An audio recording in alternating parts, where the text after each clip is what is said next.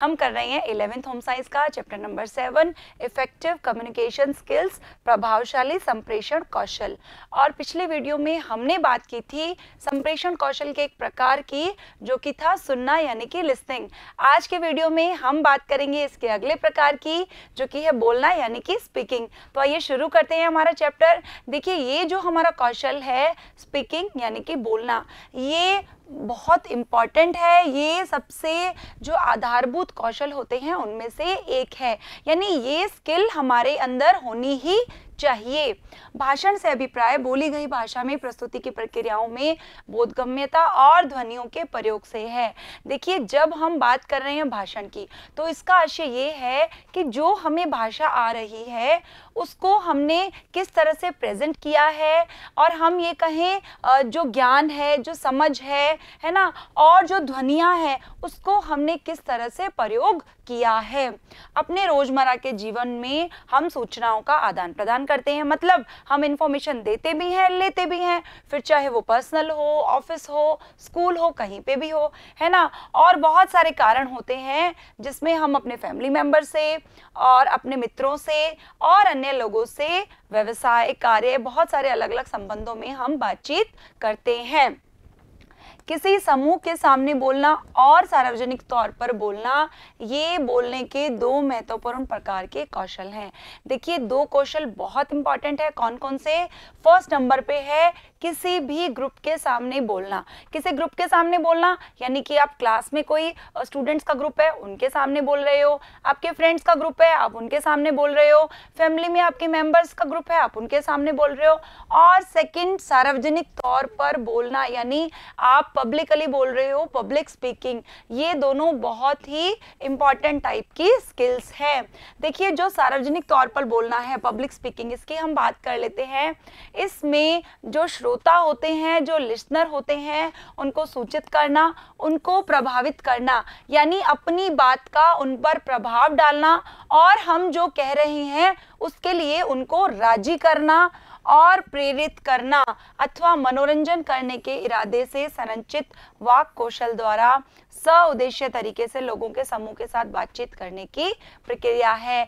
ये जो प्रोसेस है पब्लिक स्पीकिंग का, इसमें हम जो लिसनर है उनको हमारी बात सुनने के लिए राजी करते हैं, हमारी इंफॉर्मेशन से उनको प्रेरणा देते हैं। कई बार हमारा उद्देश्य होता है उनका मनोरंजन करने का, कई बार हमारा उद्देश्य होता है उन तक कोई सूचना पहुंचाने का। तो ये सारे अलग अलग उद्देश्य है, और इनमें से किसी तरीके से अपने वाक् कौशल का, यानी हमें जो बोलना आता है उस कौशल का उपयोग करके जब हम लोगों से बातचीत करते हैं, उसे कहते हैं हम सार्वजनिक तौर पर बोलना। ज्यादातर महान वक्ताओं में भाषण कौशल एवं उसकी कार्यकर्ता को प्रदर्शित करने की स्वाभाविक योग्यता होती है, जो किसी विशेष प्रयोजन के लिए श्रोता को आकर्षित और प्रेरित करने में सहायक होती है।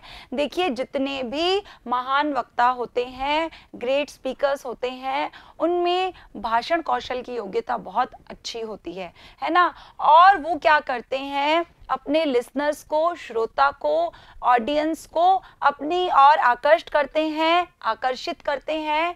इतना ही नहीं, उनको प्रेरित भी करते हैं।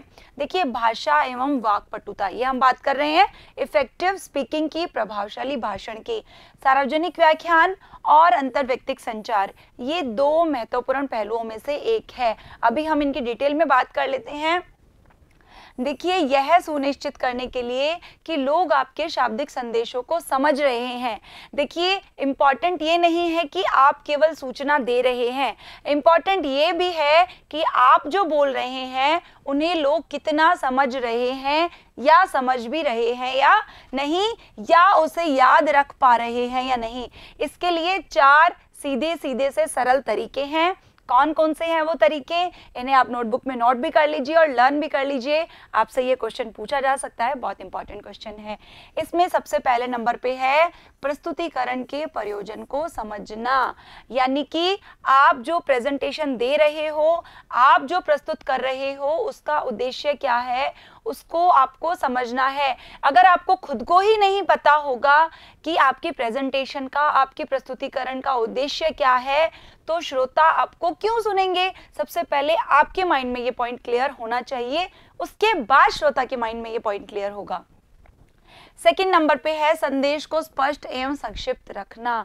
देखिए, हमें कोशिश करनी चाहिए ज़्यादा से ज़्यादा कि हमारा जो मैसेज है वो बिल्कुल क्लियर होना चाहिए और शॉर्ट होना चाहिए, क्योंकि आज का जो ज़माना है सबके पास टाइम की बहुत कमी होती है और हर कोई चाहता है किसी भी बात को समझना है तो बहुत ज़्यादा लंबे रूप में ना समझ के शॉर्ट एंड स्वीट फॉर्म में उसको समझा जाए। तो हमें कोशिश करनी चाहिए कि जो मैसेज है बिल्कुल क्लियर हो और संक्षिप्त यानी शॉर्ट हो। थर्ड नंबर पे है बोलने से पहले तैयारी अथवा पूर्व अभ्यास करना। देखिए, ये बहुत ज़्यादा इम्पॉर्टेंट है। आपने देखा क्या, आपने महसूस भी किया होगा, जब भी आपको एक दिन पहले पता होता है कि कल आपको प्रेजेंट करना है अपने आप को कहीं पे, या आपको कहीं speech competition, debate competition, public speaking या आपका इंटरव्यू है, तो आप पहले से ही उसकी तैयारी कर लेते हैं कि मुझे क्या बोलना है, कैसे बोलना है, मैं वहाँ पे अटक नहीं जाऊँ, कितनी देर मुझे बोलना है, इंग्लिश में बोलना है, हिंदी में बोलना है, तो आप उसकी पहले तैयारी कर लेते हैं। इसका सबसे बड़ा फायदा क्या होता है कि आप एक तो कॉन्फिडेंस से भर जाते हैं और वहाँ पे आप परेशान नहीं होते हैं। इसलिए जब भी आपको कहीं बोलना है, पब्लिक स्पीकिंग की बात कर रही हूँ मैं, भाषण की बात कर रही हूँ, या किसी ग्रुप के सामने, और अगर आपको मौका मिला है तो आपको पहले से ही उसकी तैयारी और उसकी रिहर्सल कर लेनी चाहिए। और संदेश देते समय आपके द्वारा अभिव्यक्त विचारों में पूर्ण स्पष्टता होनी चाहिए। जब भी आप किसी मैसेज को डिलीवर कर रहे हो तो आप जो भी मैसेज डिलीवर कर रहे हो, आपके जो भी थॉट्स हैं, उनमें बिल्कुल स्पष्टता होनी चाहिए, पूर्ण रूप से समझ आ जाना चाहिए कि आप कहना क्या चाहते हैं। देखिए, आप अपनी बात या प्रस्तुतिकरण को प्रभावशाली कैसे बना सकते हैं, आप जो ऑडियंस को अपनी बात रख रहे हैं उसको इफेक्टिव कैसे बनाया जाए कि श्रोता पर उसका प्रभाव पड़े, है ना। अपनी बात एवं प्रस्तुतिकरण पर कार्य शुरू करने से पहले आपको इन निम्नलिखित बातों को समझ लेना चाहिए। आपको याद हो, जब हमने ये चैप्टर शुरू किया था तो मैंने आपको 6 कै बताए थे, 6, है ना, 6 कै बताए थे, और इंग्लिश के मैंने आपको 5 W और 1 H बताया था, अगर आपको याद हो तो। जल्दी से आप अपनी नोटबुक में लिखिए कौन से हैं वो 6 कै, 5 W कौन से हैं और 1 H कौन सा है। सबसे पहले नंबर पे है आप किससे बात करने जा रहे हैं, है ना, किससे, whom।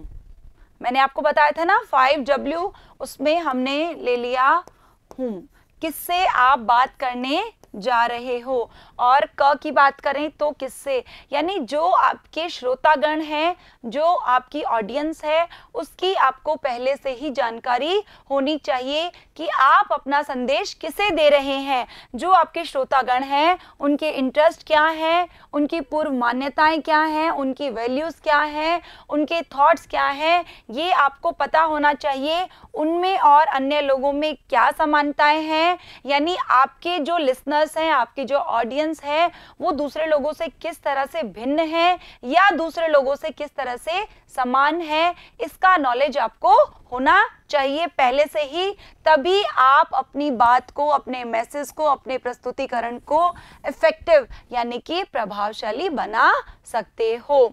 उसके बाद है आप क्या संप्रेषित करना चाहते हैं। देखिए, ये हमारा दूसरा कै आ गया है, W, व्हाट, यानी कि आप क्या मैसेज डिलीवर करना चाह रहे हैं, आप किस इंफॉर्मेशन को देना चाहते हैं। विषय वस्तु का पर्याप्त ज्ञान आपकी सफलता का निर्णायक पहलू है। देखिए, आपकी प्रेजेंटेशन स्किल्स बहुत अच्छी है, आपकी बॉडी लैंग्वेज बहुत अच्छी है, आप में कॉन्फिडेंस बहुत है, लेकिन जिस बारे में आप बात करना चाहते हो, अगर आपको उसकी क्लियर नॉलेज नहीं है, कंप्लीट नॉलेज नहीं है, तो आप अपनी प्रेजेंटेशन में कभी सफल नहीं हो सकते, फिर चाहे आप में सारे के सारे गुण क्यों ना हो। तो ये पॉइंट बहुत इंपॉर्टेंट है कि जो विषय वस्तु है, जो सब्जेक्ट मैटर है, उसकी कंप्लीट नॉलेज, उसकी सफिशिएंट नॉलेज आपके पास होना बहुत ज़रूरी है। देखिए, इस प्रश्न का उत्तर देने का एक तरीका यह है कि आप सफलता मानदंड के बारे में पूछें। इसका अर्थ यह है कि आपको खुद से क्वेश्चन करना चाहिए कि मुझे कैसे पता चलेगा कि मैंने अपनी बात सफलतापूर्वक कब संप्रेषित की और कर भी पाए या नहीं। ये क्वेश्चन आपको खुद से पूछना चाहिए कि आपने अपनी बात क्या सक्सेसफुली लोगों तक डिलीवर कर दी है या करी भी है या नहीं, ये क्वेश्चन आपको खुद से पूछना चाहिए। उसके बाद है किस प्रकार, यानी कि हाउ, आप अपने संदेश को किस प्रकार अच्छी तरह से संप्रेषित कर सकते हैं। आपका जो मैसेज है, आपकी जो इन्फॉर्मेशन है, आप अपने लिसनर्स तक किस तरह से पहुंचा सकते हैं, आप किन किन तरीकों का यूज करेंगे, ये आपको पता होना चाहिए। आप जो है अपने श्रोतागण को ध्यान में रखकर हुए अपने शब्दों एवं गैर शाब्दिक संकेतों का चयन कर सकते हैं। Verbal and non verbal communication, इसकी हम पहले बात कर चुके हैं, तो आपको इनके बारे में पहले से ही नॉलेज होनी चाहिए कि आप किस तरह की बॉडी लैंग्वेज का यूज करेंगे, कौन से जेस्चर्स का आप यूज करेंगे, या आप कुछ ऑडियो विजुअल एड्स का यूज करेंगे, कोई और एड्स का आप यूज करेंगे, कोई और साधन, श्रव्य दृश्य सामग्री, किस प्रकार आप अपने मैसेज को इफेक्टिवली श्रोता तक पहुंचाएंगे, ये आपको पता होना चाहिए। मैंने आपको बताया था ना 6 के और 1 एच, तो ये एक इंग्लिश का एच है ना। देखिए जो प्रस्तुतिकरण है, आपकी प्रेजेंटेशन है, उसकी शुरुआत, मध्य एवं समाप्त करने की योजना तैयार कीजिए। देखिए ये बहुत इंपॉर्टेंट है, आपको पता होना चाहिए कि आपको स्टार्टिंग कहाँ से करनी है, आप एंड कहाँ से करेंगे और बीच में आप क्या बोलेंगे। क्योंकि आपने देखा होगा, आप कोई भी मूवी देखते हैं तो ऐसा नहीं है पहले आपने उसका बीच का हिस्सा देख लिया, फिर एंड देख लिया, फिर स्टार्टिंग देख ली, है ना। आपको तभी अच्छा लगता है जब आप उसको स्टार्टिंग से लेकर एंड तक देखते हैं और उसमें भी फिक्स होता है कि मूवी की स्टार्टिंग कहाँ से होगी और एंड कहाँ से होगा। इसलिए किसी भी प्रेजेंटेशन में, किसी भी बातचीत में आपको पहले से ही डिसाइड कर लेना चाहिए कि आप स्टार्टिंग कहाँ से करेंगे, एंड कहाँ से करेंगे और उसके मध्य में यानी मिडिल में आप क्या बोलेंगे। यदि समय रहे, अगर आपके पास टाइम है और अगर पॉसिबल है तो दृश्य श्रव्य सामग्री के प्रयोग पर विचार करना चाहिए। देखिए ये जो टीचिंग एड्स होते हैं, ऑडियो विजुअल एड्स होते हैं, ये बहुत ज़्यादा हेल्प करते हैं हमारे मैसेज को, हमारी इंफॉर्मेशन को, हमारी प्रेजेंटेशन को और ज़्यादा इफेक्टिव बना देते हैं और ज़्यादा प्रभावशाली बना लेते हैं। इसलिए हमें समय और स्थान के अनुसार दृश्य श्रव्य सामग्री का प्रयोग करना चाहिए। मैंने क्यों बोला समय और स्थान, कई बार ऐसा होता है कि हमारे पास इतना टाइम ही नहीं होता कि हम किसी एड का इस्तेमाल कर सकें, है ना, किसी भी श्रव्य दृश्य सामग्री का, या हमारे पास वहां स्थान नहीं होता उनको शो करने के लिए। तो इसीलिए यहाँ पे लिखा गया है अगर समय है और उस स्थान पर संभव हो तो। उसके बाद है कब, कब यानी कि when, है ना। ये हमारा एक और W आ गया है, एक और K आ गया है। देखिए भाषण में टाइम मैनेजमेंट बहुत ज़्यादा इम्पॉर्टेंट होता है। आपको अपनी बात कब कहनी है, कब आपको रुकना है, कब आपको अपने स्वर को धीमा करना है, ये बहुत ज़्यादा इम्पॉर्टेंट होता है। देखिए जो टाइम मैनेजमेंट है उसकी जो भावना है आपको अपने अंदर डेवलप करनी होगी, ताकि जितने भी मुद्दे हैं, जितने भी मामले हैं, उसमें आपके योगदानों को देखा और उनके विषय में सुना जा सके। अभी मैंने आपको बताया था ना टाइम का एक और एग्जाम्पल कि स्टार्टिंग, मिडिल और एंड भी आपको पता होना चाहिए अकॉर्डिंग टू टाइम। देखिए प्रत्येक बात का एक समय होता है, फिर चाहे वो बोलना हो या चुप रहना हो। आपने देखा होगा जो अच्छे स्पीकर्स होते हैं बहुत सही टाइम पे चुप भी होते हैं और बहुत एक परफेक्ट टाइमिंग पे बोलना भी शुरू करते हैं। तो आपको पता होना चाहिए कि बोलते बोलते कब आपको चुप होना है और कब आपको बोलते रहना है, ये बहुत ज़्यादा ज़रूरी है। और याद रहे एक कहावत है कि अनाप शनाप बोलने से अच्छा है कि आप शांत रहें। It's better to be silent than to sing a bad tune, है ना। इससे अच्छा है कि आप शांत रहें अगर आप कुछ अच्छा नहीं बोल रहे हैं तो। क्योंकि देखिए आप अच्छा बोल रहे हैं तो आपके श्रोता पर भी अच्छा प्रभाव पड़ेगा। आपको समझ नहीं आ रहा क्या बोलना है और आप कुछ गड़बड़ घोटाला या कुछ गलत इन्फॉर्मेशन दे रहे हैं तो आपने जो पहले भी बोला वो भी सारा पानी में चला जाता है। फॉर एग्जाम्पल आपसे कुछ ऐसा क्वेश्चन पूछ लिया गया जिसके बारे में आपको बिल्कुल नॉलेज नहीं है, आपके ऑडियंस में से आपसे कुछ ऐसा क्वेश्चन पूछा गया जिसका आपके पास जवाब नहीं है या आप जवाब देना सही नहीं समझ रहे, तो गलत जवाब देने के बजाय या ऐसा कोई जवाब देने की बजाय जिससे वहाँ की स्थिति खराब हो, आप या तो चुप हो जाइए या आप ये बोल दीजिए कि इसके बारे में मुझे ज्ञान नहीं है, या इसके बारे में मैं आपको और अच्छे से अध्ययन करके बताऊंगा, या ये सही समय नहीं है इसके बारे में बात करने का, है ना। लेकिन आपको गलत सलत नहीं बोलना है, अनाप शनाप नहीं बोलना है। उसके बाद है कहाँ, यानी कि वेयर।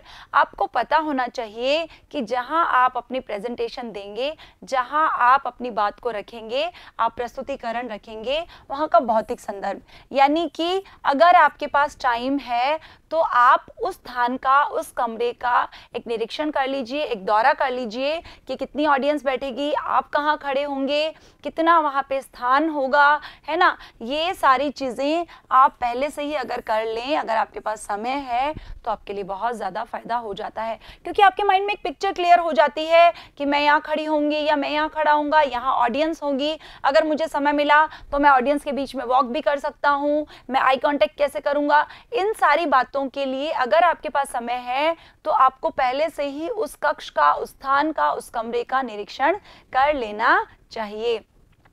यदि आप श्रव्य दृश्य साधनों का उपयोग कर रहे हैं तो उपलब्धता एवं दृष्टिगोचरता की दृष्टि से उनको जांच कर लेना चाहिए। देखिए, अगर आपको पता है पहले से ही कि आप ऑडियो एड्स या विजुअल एड्स का प्रयोग करने वाले हैं, श्रव्य सामग्री का या दृश्य सामग्री का, तो आप पहले से ही देख लीजिए कि उस कमरे में कितना स्थान है, कहाँ पर आप अपनी किस सामग्री को किस तरह से प्रस्तुत करेंगे, क्या फर्नीचर को पुनः व्यवस्थित करने की जरूरत है या जिस व्यवस्था से फर्नीचर रखा गया है वो आपके हिसाब से सुटेबल है। ये सारी जानकारी अगर आपको पहले से होती है तो क्या फायदा होता है, आपका समय भी बचता है, श्रोता का समय भी बचता है और आपके प्रस्तुतिकरण में कोई बाधा नहीं आती, कोई बीच में गैप या इंटरवल नहीं आता है। अब है सबसे इंपॉर्टेंट क्यों, वाई, कि जो श्रोता है, जो लिसनर है, वो आपको क्यों सुने, व्हाट इज द रीजन। सुनने वाले को श्रोताओं में बदलने के लिए आपको यह जानने की आवश्यकता है कि वो आपकी बात क्यों सुने, और यदि आवश्यक हो तो उन्हें ऐसा बताएं कि सुनने के लिए कौन सी बात उन्हें प्रेरित करती है, कि आप ऐसी क्या इंफॉर्मेशन देने जा रहे हैं कि वो कुछ देर आपको आराम से सुने। ऐसा आपके पास क्या है, ऐसी आपके पास क्या सूचना है, पहले ये आपको क्लियर होना चाहिए, तभी आप अपने श्रोता को ये बात क्लियर कर सकेंगे। इसका अर्थ है कि आपको पता है कि आप क्यों संचार करना चाहते हैं और आप जो बात कहने जा रहे हैं आपको उसकी इम्पोर्टेंस पता होनी चाहिए, उसकी वैल्यू पता होनी चाहिए और उसकी रुचि के बारे में भी आपको पता होना चाहिए। तो ये था हमारा स्पीकिंग यानी कि बोलना, जो कि हमारा एक प्रकार था संप्रेषण कौशल का। अब वक्त हो चुका है हमारी एक्टिविटी का, जिससे आपको ये टॉपिक और अच्छे से समझ आ जाएगा। तो देखिए, ये हमारी एक्टिविटी जो है, जिन श्रोताओं को आपने सुना है उनमें से सबसे अच्छे वक्ता को आपको याद करना है। देखिए, हम अपनी लाइफ में बहुत सारे अच्छे अच्छे वक्ताओं को हम सुनते हैं, है ना, और उसमें से आप याद कीजिए कि सबसे अच्छा स्पीकर को आपने कब सुना है और क्यों अच्छा लगा वो आपको स्पीकर, या वो क्यों अच्छी थी, ऐसी क्या बात थी, क्या उनकी प्रेजेंटेशन अच्छी थी, उनकी बॉडी लैंग्वेज अच्छी थी, उनके जेस्चर्स यानी उनके हाव भाव अच्छे थे, या उन्होंने इन्फॉर्मेशन दी, क्या अच्छा था। इसे आपको अपनी नोटबुक में लिखना है। तो अब हम मिलते हैं अगले वीडियो में हमारे अगले प्रकार के साथ। तब तक के लिए थैंक यू।